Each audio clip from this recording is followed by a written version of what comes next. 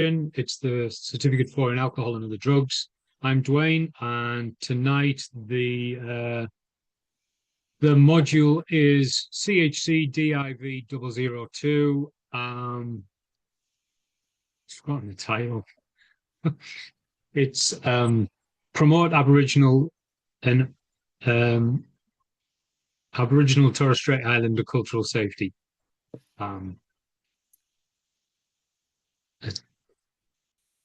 There's still no title. Okay, sorry. Been ready for half an hour, 45 minutes, and it's still wrong. Epic. So as far as I know, you've got the slides and the PowerPoint sent out to you for all three, or getting them sent out to you for all three classes. This is the second session. So the only this session tonight shouldn't be sent out because you should already have the slides. The slides, I think every single slide for tonight is important and relevant to some assessment somewhere. So, like some slides, it might be just industry knowledge. Some slides might be government required, but I think every slide tonight is all related to one of the assessments. And then a lot of next week is going to be very, very similar. Last week, it was obviously historical. Tonight, it's very appropriate to what happened after colonization and the consequences of that. So I'll just start with the acknowledgement of country. In the spirit of reconciliation, AOD Institute of Education acknowledges to land, sea, and unity. We recognise Aboriginal and Torres Strait Islander people as the first inhabitants of this nation and the traditional custodians of the land on which we work, live and study. We express our gratitude for the sharing of this land, our sorrow for the personal, spiritual and cultural costs of that sharing, and hope that we may move forward together in harmony and in the spirit of healing. We pay our respect to all First Nation people and acknowledge elders past, present and emerging. Thank you for that, for joining together. So just to start, we'll look at the housekeeping, the expectations that we've all got, of your expectations, our expectations. We're all here for the same reason, so everybody just jump on camera. Microphones off. It can be a bit frustrating if there's background noise coming through. Just because if you every now and again, obviously I've got to turn this around and reflect it on myself. Every now and again, just check that your microphone is off rather than shouting to somebody in the house and it comes over the mic. Obviously, I need to keep checking that my microphone is on because sometimes I'm talking away and it's off. Break times, a few hours of study means that we do definitely need breaks. 7 o'clock and 8 o'clock really, really helps, or somewhere around then. Class participation, we love to hear from you. We need to hear from you, so please use the Zoom reactions button to put your hand up. It just means that when everybody, or when a few people have something to say, if you click on the reaction button, then it means that you get jumped first. And it prioritizes people who've done that. So that helps me as well. Respect for relationships, be mindful and kind with your words and respect the opinion of others. We're all learners and in this together. No smoking or drinking alcohol on camera. Obviously, it's a bit like a TAFE class or a work meeting, staff meeting. We wouldn't be doing it there, so we don't do it here. Equally, with any triggers, if somebody's come to a class and they see somebody doing something or using something that they're trying to give up, it's not really a good look for them neither. And be kind to yourself. If you've got a few hours of study and a few hours of work and a few hours of chasing around after kids or family, then you've got to be putting back into yourself. It's important to rebuild yourself when you're giving out and giving time and giving effort and giving emotion and giving everything else out. You have to put back in. Otherwise, you get empty and you've got nothing left. And that's not good for anybody, definitely not for yourself. So just tonight, this is the overview of what we're looking at tonight. So we're looking after colonization. So last week, as I said, it was very historical, with facts um, I guess a bit cultural, but looking at the culture of Indigenous Australia, and the way they look after themselves and each other. But now we're looking after that and what's happened because of colonization, with a lot of the major issues here, the issues that are still being dealt with today. So we are after colonization now, and these problems are still kicking around. Like I said, you're going to get these slides, this PowerPoint, and I need to remember that because I don't necessarily need to go through all of that if you're going to get it, even though it's all really, really important. So I think I'm going to start with the assessments. I think that's a really good idea. And then I'm not going to waste time going through stuff that you're going to find out anyway when you look at the other recording. I don't want to waste time here otherwise you might as well just watch the recording, not be here. So first of all, the learning guide. I'll show you that. If ever you miss a session or you don't understand a session or you don't understand me, you can track along with what we've been talking about. So Aboriginal and Torres Strait Islander history facts, and social history as well. So that's in there. Then after colonization, we're looking down here.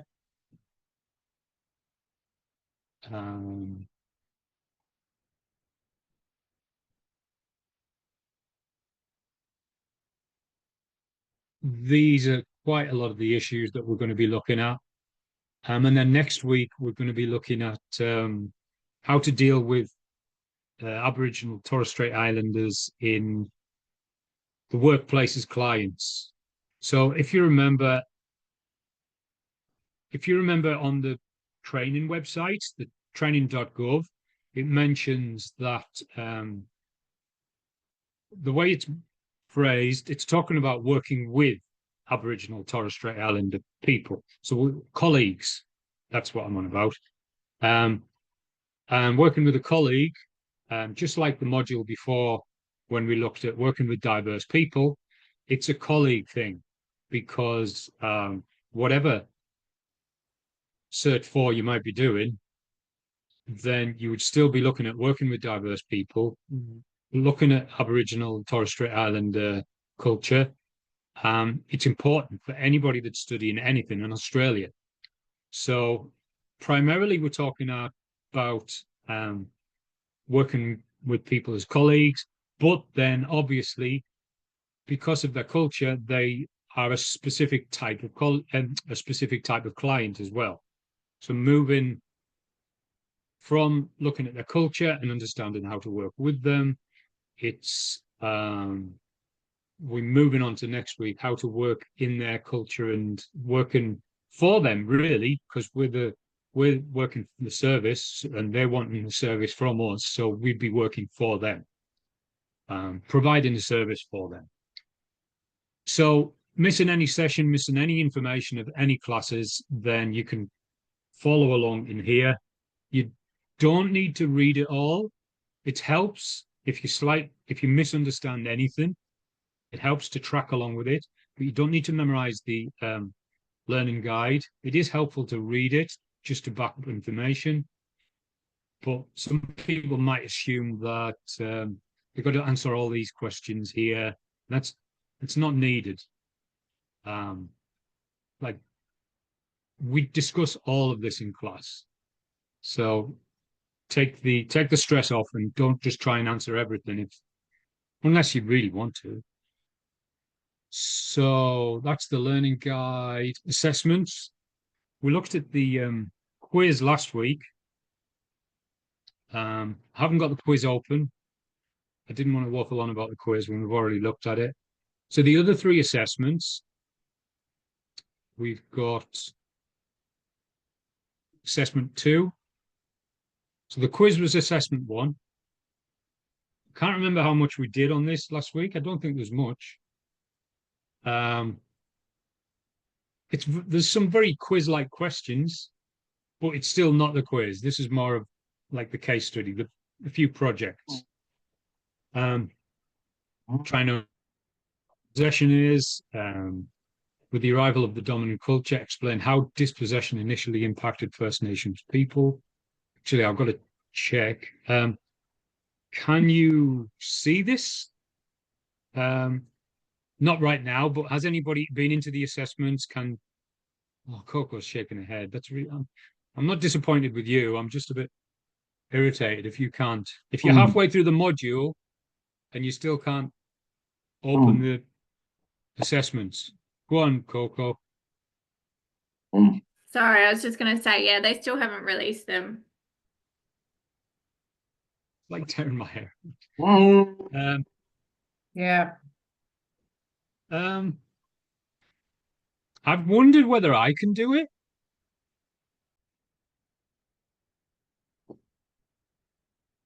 The video explains the term intergenerational trauma. I'll later on in one of the slides. In your own words, summarize intergenerational trauma and how it impacts First Nations people. Explain why you believe it's important to understand intergenerational trauma within the community services sector.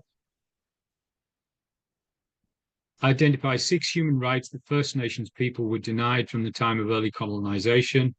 Explain how the denial of human rights has contributed to intergenerational trauma within the First Nation peoples. So there's a lot about the whole of community services, the whole of our everything that we do, not just our community, not just our alcohol and other drugs, but NDIS, mental health,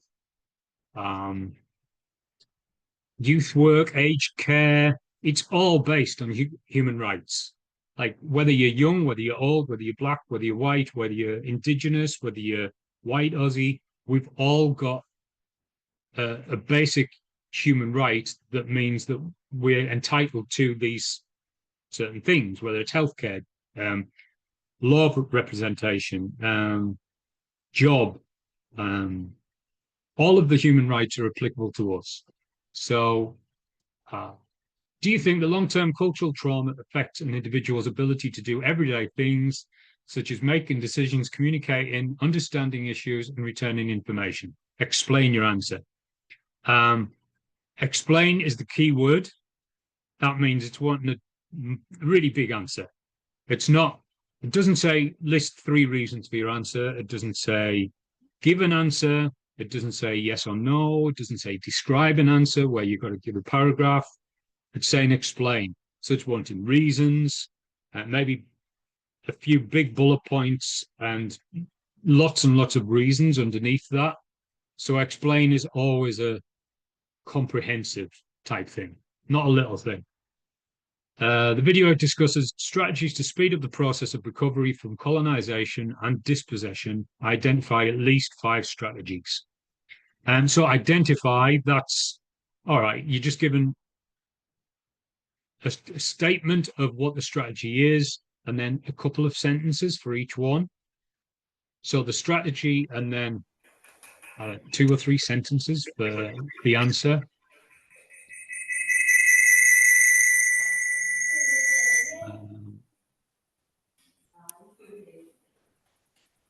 So that's assessment 2, the second one. And then 3, we can come back to them later if you need to see them. So assessment 3, task 3 of 4. Task instructions are required to complete a report on the culture of the First Nation peoples of Australia, their cultural safety needs and strategies to ensure cultural safety in your service. For this, you need to complete the following. Search, identify, and talk with a person who has a great deal of knowledge about the First Nation peoples of Australia. For example, a local First Nations resident. I've got some, if it's really important that you try and find somebody, but not everybody does have somebody. So we'll look at options around what can happen. But try and find somebody. Little local organizations, local Indigenous or Torres Strait Islander cultural centres. Sometimes the library, the town library could be helpful. They often have somebody there. Or the community centres. Ideally, you'd be looking at somebody that's got some sort of standing in the community, and they'll potentially be able to talk to you because they might not be going to an everyday job, because they might be looking after a cultural centre or a few cultural centres. Even the men's shed, a lot of men's sheds, they've got strong representation from the Aboriginal community in there. So there's plenty of opportunities, but this is what you've got to do. You've got to find somebody, and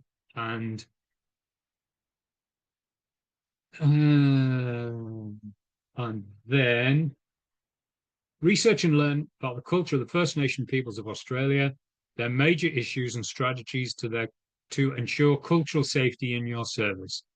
And remember, it's not that you're going to be talking down to them in a way that they might be your clients. No, because the government, like I said, the government is literally talking about these. You're going to be working with this culture. There'll be Aboriginal Torres Strait Islander people. If you don't know them already, you could be working in an office with them, in an office next door. So a bit like the assessment for the last module. You've got volunteer workers or you've got full-time workers, and you're working with them. So it's about treating people equally.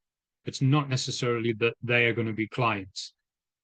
So research, and then write the research report in the template provided below. So this is your template here. Just keep scrolling all the way down.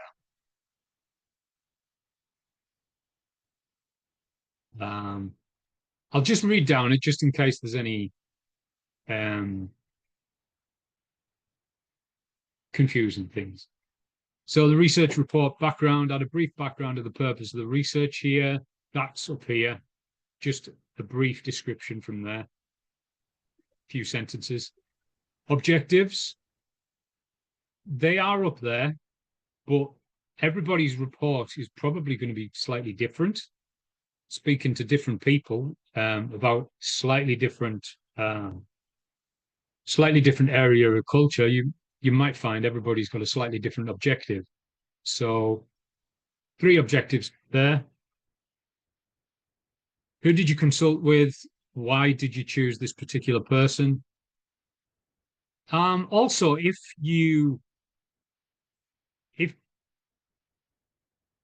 be open to share your contact with other people in class as well.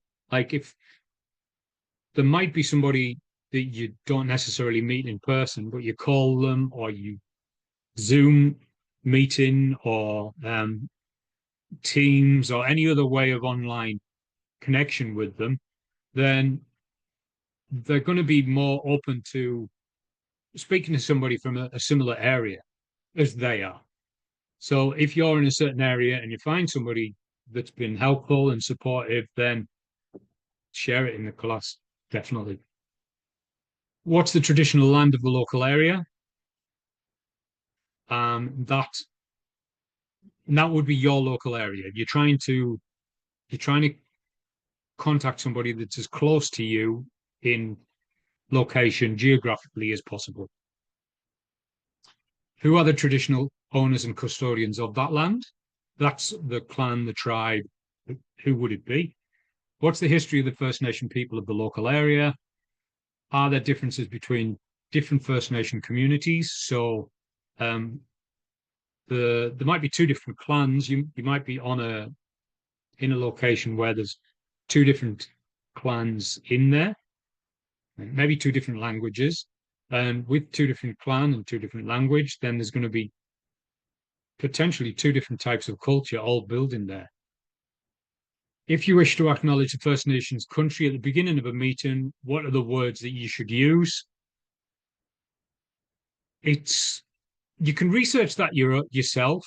The one that we use every week is not word for word from anywhere specific, and there's no legal formula for making an acknowledgement of country. There's just certain things that are expected to put in. So the words that we use have been drawn up by Hader, but it's brought from certain principles that are expected after talking to certain leaders and elders in government and in local areas. What are the major issues that First Nations children and families face in the region that you're looking into? Are there suitable and available facilities in the area for local First Nation people to access? What could be done to improve this? What are three main things that the community facility service needs to include for cultural safety for First Nation people? So it could be services like it could be specific community services, or it could be certain three different separate services. So three things that one service might offer or different types of services. How could an outside school hours care service partner with the local First Nations community to support cultural awareness? So there's an outside school hours care service in, I think, every single school, but how could they partner with the First Nation community? And then conclusion, during your talk, how did you make sure you were culturally appropriate? And that's depending on who it is. If it's guys, if it's an elder, male elder, then it's like eye contact and like probably not necessarily to make eye contact as much as possible. Sometimes you can't help it, but they are thinking and working completely the opposite to us. So respect is not looking somebody in the eye, and we've just got to work with that. Note if your interview was with a person of non-Aboriginal or Torres Strait Islander descent, you should comment on whether you would have varied your style had there been a First Nation person. So that's a little clause that if you didn't get to work with somebody who's Indigenous, then that's the clause in the end. And then references. With any project and case study, it's important that you make a list of references. That could be websites, that could be leaflets that you might have got from a certain agency. So everything that you use, so that you're not plagiarizing anything and you're not getting complained about for copyright, then make sure you list everything in there.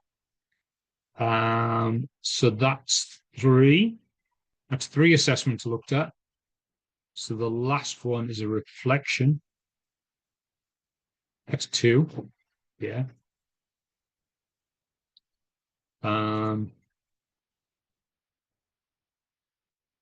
That's three.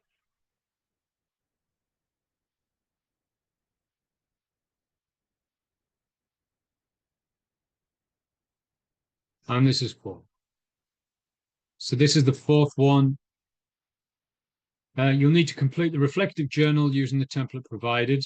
This reflective journal covers a number of areas of work in a diverse cultural environment. The areas are Part A, promotion of cultural safety.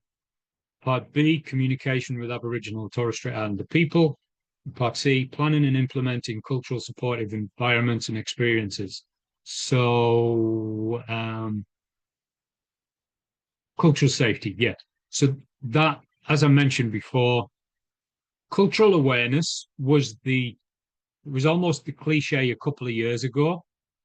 And cultural awareness is just knowing about somebody. It it went as far as almost saying that you could be really, really culturally aware, but still not change and still not respect the other person's religion. You might know that it's respectful to do certain things. So you might be aware of all that. It doesn't mean you actually do it. Cultural safety is meaning that even though I'm not from your culture can be safe with me. And I can respect your culture. I can respect you for your culture, even though it's completely different to mine, which doesn't happen that often. It doesn't happen all the time where some people can be completely different cultures or religions, and both of their religions or cultures can be safe with the other person. You don't hear a lot about that across the world. And that's what it's trying to get across. So the reflective journal, promotion of cultural safety, describe at least one situation where you have promoted, First Nation cultural safety. If you haven't done this yourself, describe a time when you've seen someone else do this. So the situation that it's expecting is in your workplace or your education place at school, uni, TAFE, anywhere. Where have you been able to promote First Nation cultural safety? And yeah, if you haven't done it, then describe it somebody else that has done it. You don't need to pretend, not for this one, you don't need to pretend that you did it. Just mention somebody who has and how it worked. So that's a good description there. Describe 3 potential cultural safety issues for First Nation people in your current or previous work context. Very similar to the last one. If you haven't seen it, try and think of somebody else, or try and look in the media and think about certain cultural safety issues that might be happening, that might be in a workplace that you have worked in, even if you can't think of one. Explain how cultural, explain. So detail reasons, not just descriptions, but reasons why or why not, or both. How cultural safety for First Nations people be improved in your own work practices. Does this conflict in any way with your own cultural biases? So it's ending with a closed question. Does this conflict in any way with your own cultural bias? Yes or no.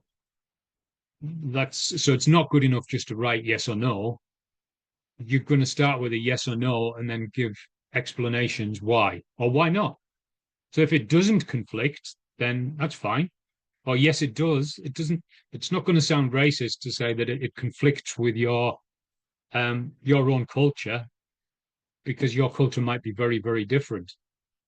As I said, how much is left? Heaps. Communication with Aboriginal and Torres Strait Islander peoples. Within your current or previous workplaces, policies and procedures, is there any guidance on communicating with First Nation people? Discuss how this is helpful to you in your service.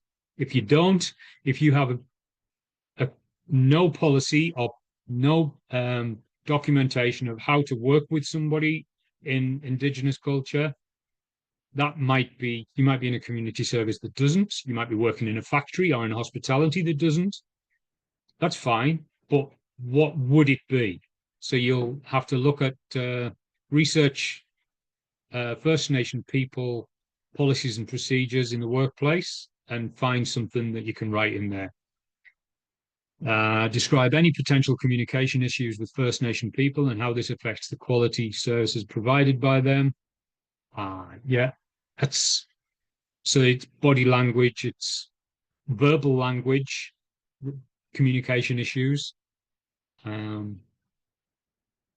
Describe any, no, provide an example of a time when you communicate with a First Nation community member if you've not had the opportunity to do this, answer the question about another staff member's experience. So think about somebody else that has done this. It might not be a staff member, it might be somebody in the media that they have done that. So it's trying to put yourself in the right position to explain it. Explain how the communication demonstrated respect for cultural differences. And name one way that the communication could have been improved to better suit the needs of the community member. Um, I'll finish it off. Yeah, I'll finish it off. But as you can see, even if you are um, lacking any knowledge or contact with Aboriginal or Torres Strait Islander people, it's not really an excuse to get out of the assessment, because then you have to just research. And I've got a couple of examples that we can look at later. Provide an example of an environment program or service set up in your current or previous workplace that is culturally supportive of the First Nation community. Describe how you've participated in the planning and delivery of an experience that is culturally supportive of the First Nations community. Like, maybe you went to a NAIDOC day, or maybe you heard about a NAIDOC day, or maybe one of your mates went to a NAIDOC day and they got some food. Just find out about a NAIDOC day and what happens there in the community. Outline how this environment and experience benefit the First Nations people in the community or your work context. Outline how this environment and experience benefit non-First Nations people. Think of staff members, clients, and families in the community. Describe the desired outcomes of this environment, program, service. How did you determine this? Where was the information to design this environment, program, service obtained from the First Nations community? What resources were obtained? Where did these come from? List the outcomes that were evaluated following the delivery of this environment, program, and experience. How were these developed? How were First Nation people involved in the evaluation? And what was the result of the evaluation? Include any proposed changes to strategies based on your evaluations. So that's all for assessments. Any questions? Did Barani put his hand up earlier? I didn't forget Barani. Just wanted to get to the end of it.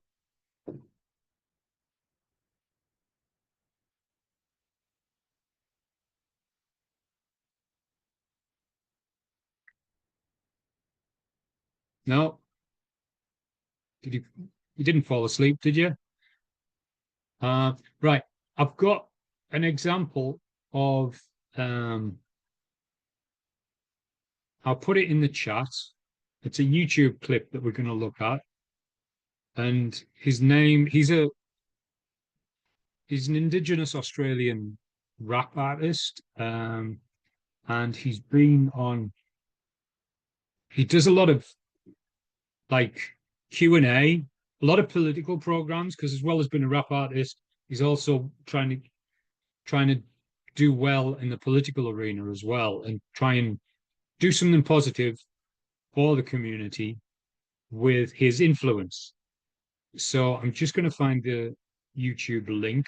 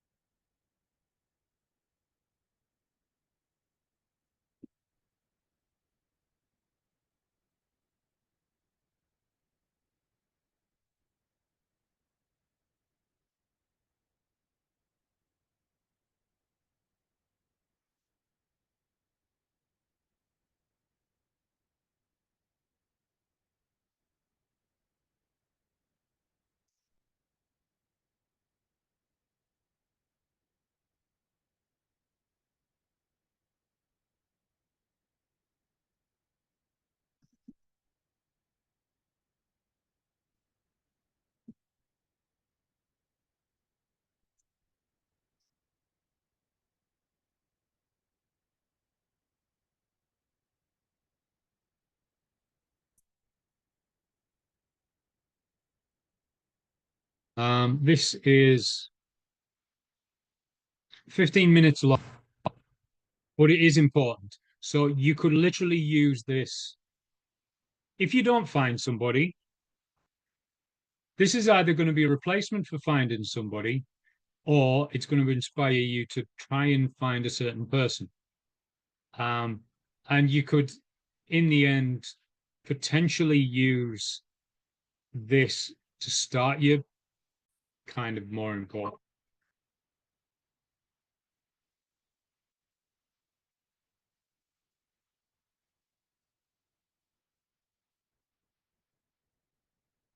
Like I said, I don't want to waste time talking about them when I know that you're going to get the slides anyway, the the recording. But there is some stuff to draw attention to there. So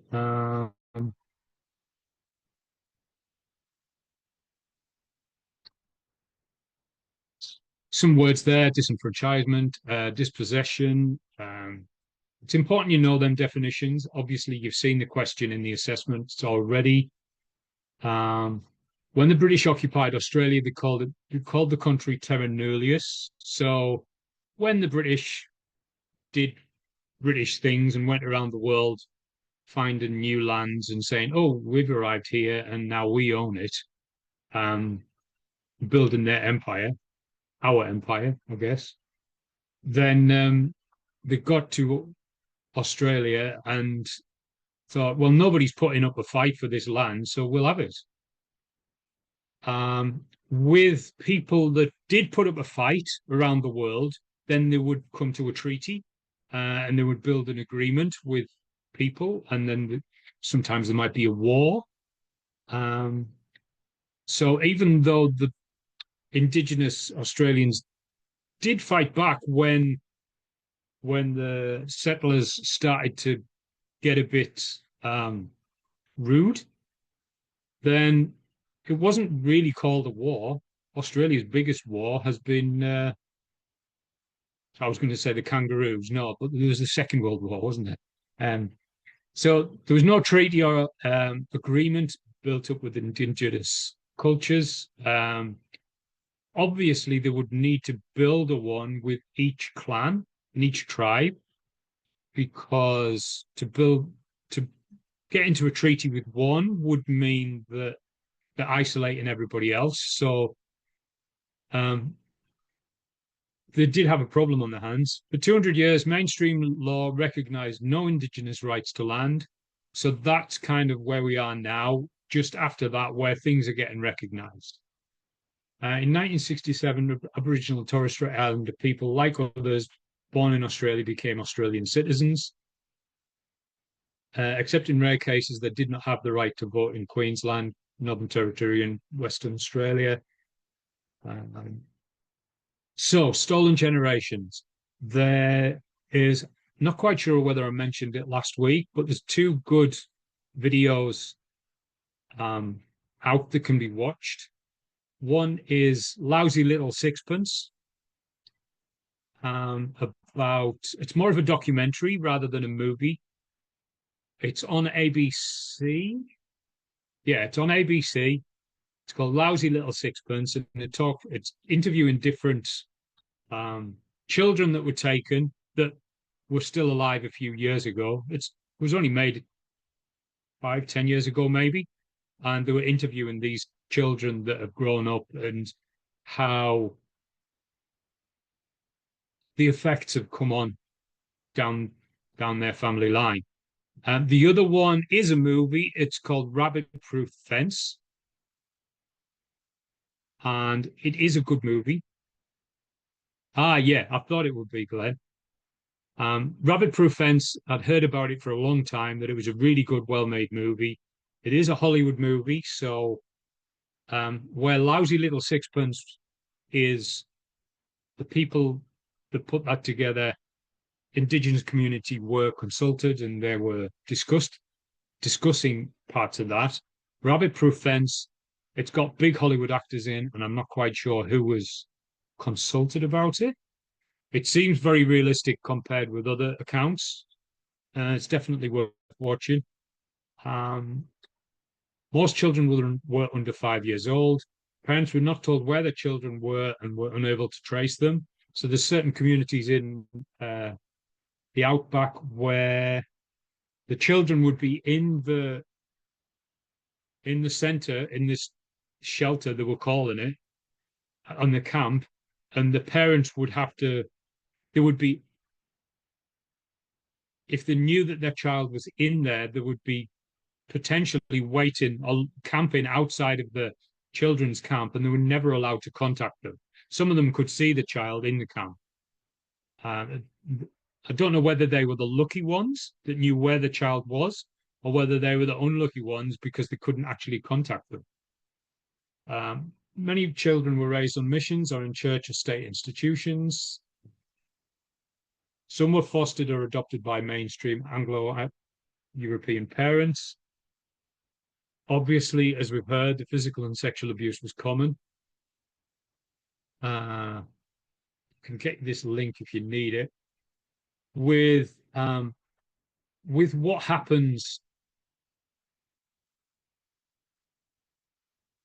generationally after that. So we've mentioned transgenerational trauma or intergenerational trauma.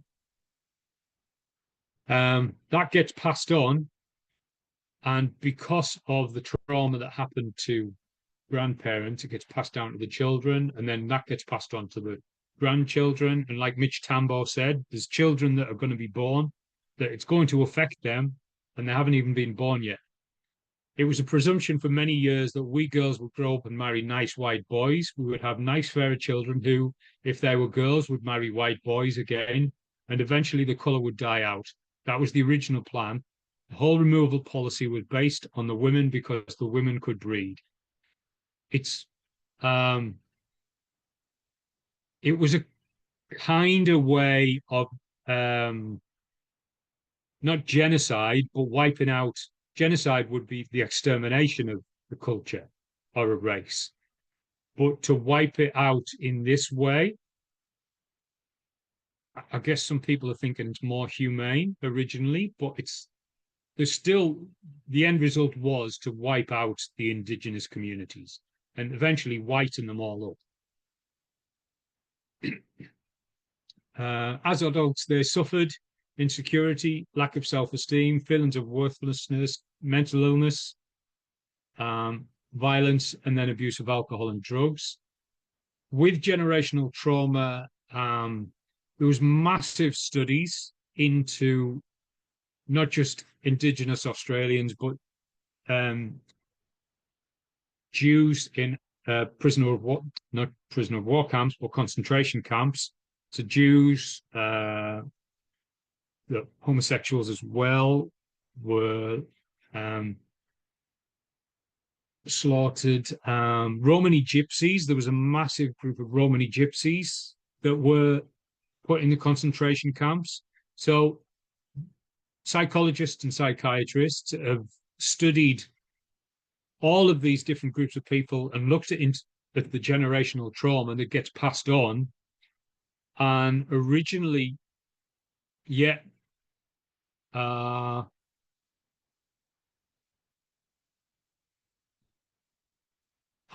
have a check in a sec as soon as I've finished this. So when we're looking at the different trauma is literally anything. You study in trauma in different modules, and trauma comes up as different things, and it comes out as different things. Trauma can get passed, obviously, from one generation to the next, like parents to children, could get passed on emotionally, so that the emotions can get passed on like that. They can get passed on behaviorally, so abusive and violent behavior gets passed on from parents to children. And people thought early on that if we try and help them and try and teach them how to manage emotions, then hopefully that's going to help. try and teach people how to behave correctly, behave compassionately, behave against the trauma, then that's going to help. And this isn't just Indigenous Australians. Like I said, it was Auschwitz victims as well. But then they realized that the trauma gets passed on genetically.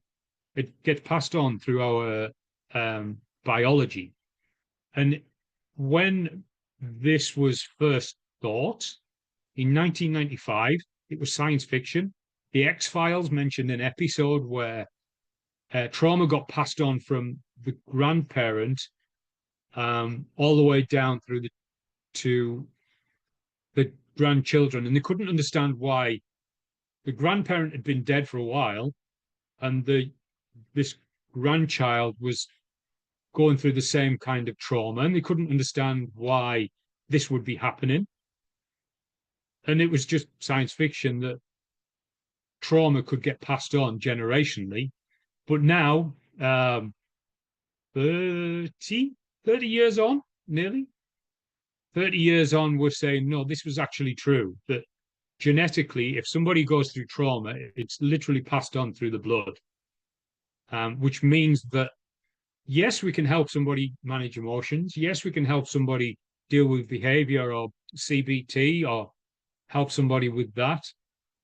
But to actually heal somebody in their genetics is a completely different issue. So because of grandparents' trauma, teenagers are suicidal, dealing with mental health issues. There are, what was Mitch Tambo's statistic? He said that 40% of children are in out-of-home care, like they're not with their family.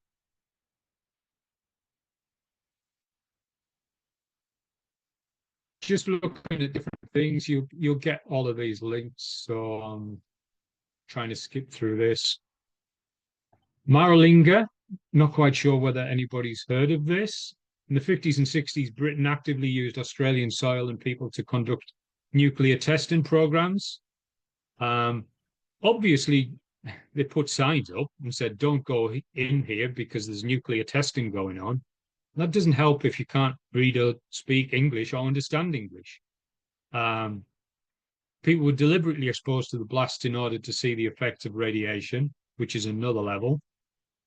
Warning signs at the sites were in English, but with the local Aboriginal population, they couldn't read. Maralinga is this language for field of thunder. The bomb testers did not understand that a labyrinth of crisscrossing dreamtime tracks connected this area to their ancestors' stories and living community. So a lot of the tribes wanted to be back on their land, and despite yeah, it is an eye-opener. I don't know the password, sorry. It should be, he should be able to use the link that that he got in originally. Whoops. Yeah, we're just trying to figure it out. Okay, okay. So Aboriginal families were camping in radioactive craters with no idea of what was happening to them. It's really shocking, really. Like thinking about what happened in concentration camps and the experiments that happened there, and then thinking that Britain, the West, we're better than that. We don't do things like that. Yeah, we did. We did exactly that, even later, 20 years after the Second World War. So this is it's not a harsh video. It's just a real one that talks to people about what happened there in Maralinga. So that's it for the slides.